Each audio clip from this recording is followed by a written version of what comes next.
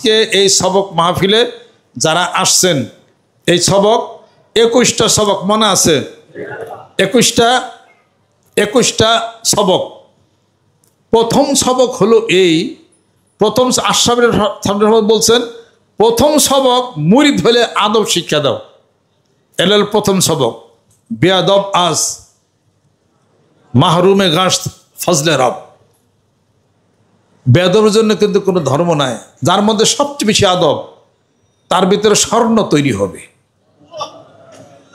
বেয়াদব কিন্তু বঞ্চিত হয়, লোভী ব্যক্তি বঞ্চিত হয়ে যাবে।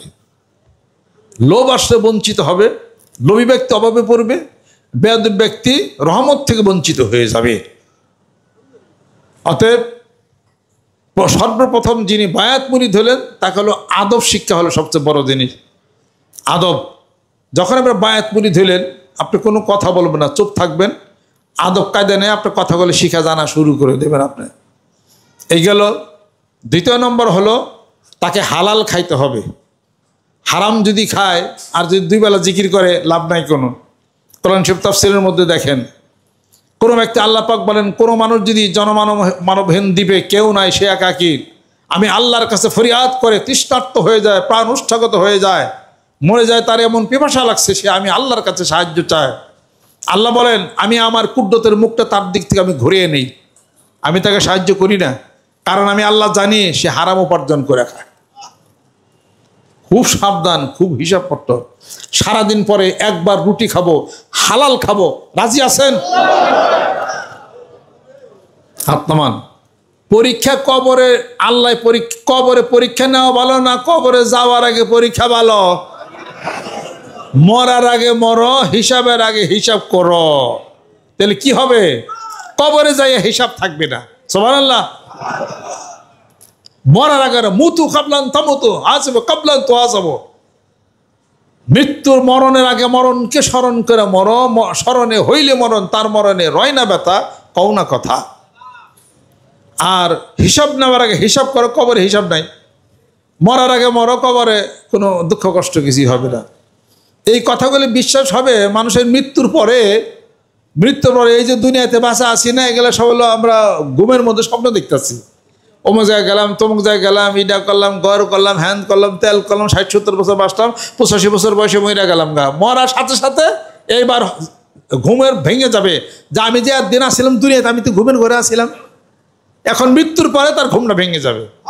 ঘুম ভেঙে গেলে 1000 বছর, কতটা কোটি বছর, কতটা লক্ষ বছর, যেদিন তুমি হারিয়ে যাবি মন এই বিরাট ভুবন অন্তরালে, যারে তুমি ডাকো আখি নিরে, সে যে আর আসিবে না ফিরে, সে যে চলে গেছে দূরধামে।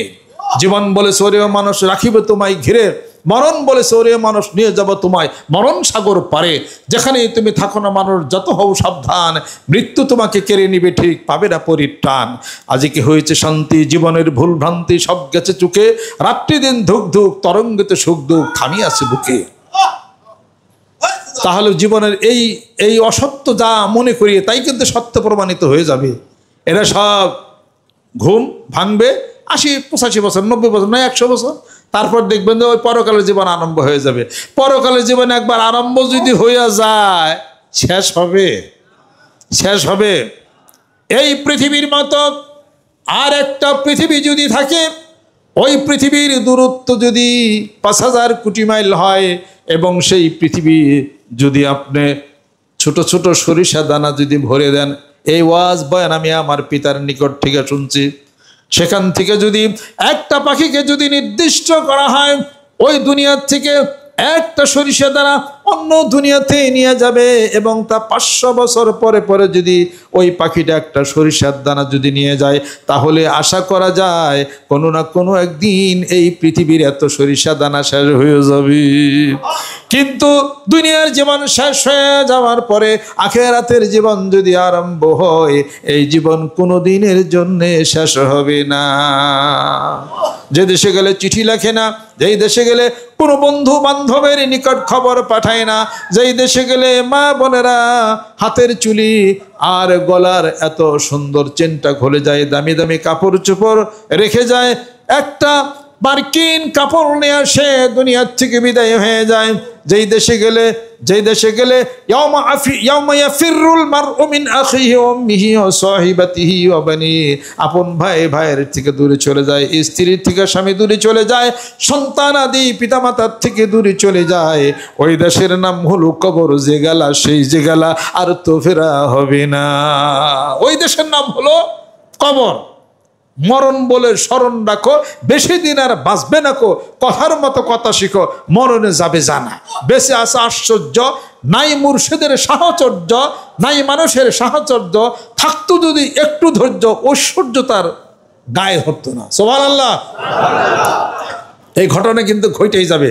অতএব আজকের সবক মাহফিলে মানিকগঞ্জ দরবার শরীফের নেতৃত্বে আল্লাহর আশেক, আল্লাহর পাগলেরা সারা বাংলার জমিনের বুকে থেকে, জেলার থেকে যারা যারা আসছেন, এই সবক জিকির চালাইতে হবে। চক্ষু বন্ধ করে ধ্যান এবং খেলের মাধ্যমে প্রথমে আদব, তারপরে আপনার হলো ওই হালাল উপার্জন এটা করতে হবে। এরপরে সকল প্রকার শিরক এবং বেদাত থেকে নিজেকে হেফাজত করতে হবে।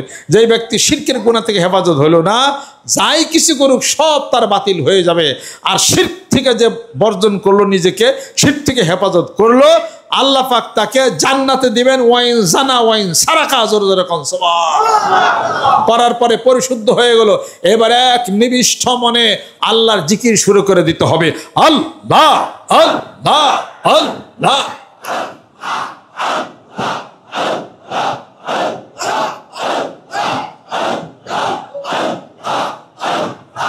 আল্লাহ আল্লাহ